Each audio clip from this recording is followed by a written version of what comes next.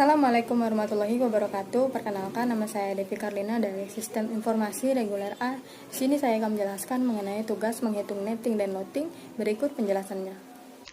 Baiklah, yang pertama saya akan menjelaskan mengenai apa itu netting. Netting merupakan proses perhitungan untuk menetapkan jumlah kebutuhan bersih yang didapatkan dari selisih antara kebutuhan kotor dengan keadaan persediaan, baik persediaan yang ada di dalam gudang maupun yang sedang dipesan. Berikut ini adalah soalnya, yaitu diketahui kebutuhan kotor dari periode 1 sampai dengan periode 8, yakni 15, 10, 40, 35, 15, 15, 5, dan 18. Dan diketahui juga jadwal penerima persediaan pada periode ke-10 sebanyak 50 dan pada persediaan yang ada di tangan sebanyak 25. Baiklah, untuk menghitung nettingnya, ya ini selisih dari persediaan di tangan dengan kebutuhan kotor. Selisih dari persediaan tangan pada periode pertama yaitu 25 dengan 15 adalah 10. Selanjutnya persediaan di tangan sebanyak 10 tadi dikurangkan dengan kebutuhan kotor pada periode kedua yaitu 10 juga menghasilkan persediaan di tangan 0. Sehingga selisih dari periode ketiga dengan persediaan di tangan 0 menghasilkan kebutuhan bersih sebanyak 40. Selanjutnya juga selisih dari persediaan di tangan sebanyak 0 dengan kebutuhan kotor pada periode keempat menghasilkan kebutuhan bersih sebanyak 35, dan pada periode kelima 15, pada periode ke-6 15, pada periode ke-7 5, pada periode ke-8 18. Pada periode ke-9 tidak ada kebutuhan kotor dan persediaan di tangan tetap 0, dan pada periode ke-10 ada jadwal penerimaan persediaan sebanyak 50. Selanjutnya adalah loading. Loading merupakan proses menentukan besarnya pesanan yang optimal berdasarkan hasil dari perhitungan kebutuhan bersih. Berikut ini adalah salah satu soal untuk menghitung loading. Diketahui kebutuhan bersih dari periode 1 sampai dengan periode 12 yaitu 10, 8, 28, 50, 15, 46, 63, 20, 50, 12, 90, 25, dan 15. Perkiraan lot yang ditentukan ini sebanyak 150.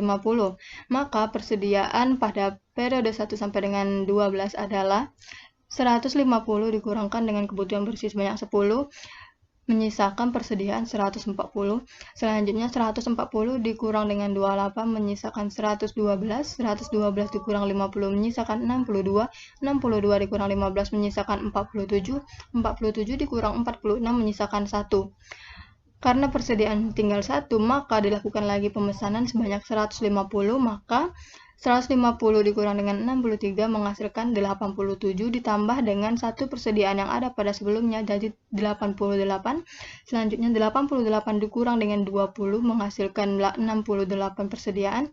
68 dikurang dengan 50 menyisakan 18. 18 dikurang dengan 12 menyisakan 6. Karena persediaan sudah tidak dapat dikurangkan dengan kebutuhan bersih lagi, maka dilakukan pembelian lagi sebanyak 150, yakni 150 dikurang 60 menghasilkan 90, menghasilkan 60 ditambah 6 pada persediaan sebelumnya, sehingga persediaan pada periode saat ini yaitu 66. 66 dikurangkan dengan kebutuhan bersih pada periode ke-11 25 menyisakan persediaan sebanyak 41. Kemudian 41 dikurangkan lagi dengan kebutuhan bersih pada periode 12 sebanyak 15 menyisakan persediaan sebanyak 26. Selanjutnya ini menghitung loading dengan metode EOQ, yaitu akar dari 2 dikali jumlah kebutuhan dari periode pertama sampai dengan periode terakhir dikalikan dengan biaya pemesanan dibagi dengan biaya penyimpanan, maka didapatkanlah nilai EOQ atau nilai dari lot. Yang selanjutnya dapat dihitung pergerakan dari persediaan dari periode awal sampai dengan periode akhir tersebut. Berikut ini untuk menghitung nilai EOQ dari tabel di atas ini, yaitu jumlah kebutuhan sebanyak 324, yaitu jumlah dari periode pertama sampai dengan periode ke-12 dibagi dengan 12 dikali dengan 52 sama dengan 1404. Yang kedua ada OC atau biaya pemesanan sebanyak 2.500 per pesan. Yang ketiga ada biaya penyimpanan sebanyak Rp700 per unit.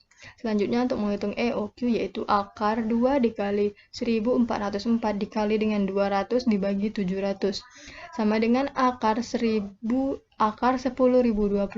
maka didapatkan EOQ yang mendekati yaitu 100, sehingga didapatkan nilai lot atau ukuran lot yang paling optimal untuk melakukan pemesanan adalah 100.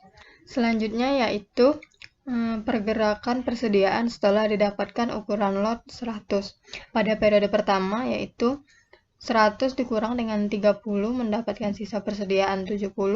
Selanjutnya 70 dikurang dengan 24 mendapatkan sisa persediaan 46. 46 dikurang dengan 0 menyisakan 46. 46 dikurang dengan 28 menyisakan 18. Karena persediaan pada periode keempat tidak cukup untuk kebutuhan bersih pada periode kelima, maka dilakukan lagi pembelian sebanyak 100. 100 dikurang dengan 54 mendapatkan sisa 64 setelah ditambahkan dengan sisa pada periode sebelumnya. Selanjutnya 64 dikurangkan dengan 23 menyisakan 41, 41 dikurang dengan 10 menyisakan 31, 31 dikurang dengan 15 menyisakan 16. Dilakukan pembelian lagi sebanyak 100, yaitu 100 dikurang dengan 29 ditambah dengan 16 sisa pada periode sebelumnya mendapatkan sisa persediaan 87, 87 dikurang dengan 45 menyisakan 42, 42 dikurang dengan 26 mendapatkan sisa 16. Lalu dilakukan pembelian lagi sebanyak 100, 100 dikurang dengan 40 menyisakan 60 ditambah dengan 16 menyisakan persediaan sebanyak 76. Demikianlah penjelasan dari saya mengenai tugas menghitung netting dan loading. Apabila ada kesalahan saya mohon maaf, kepada Allah saya mohon ampun. Terima kasih. Wassalamualaikum warahmatullahi wabarakatuh.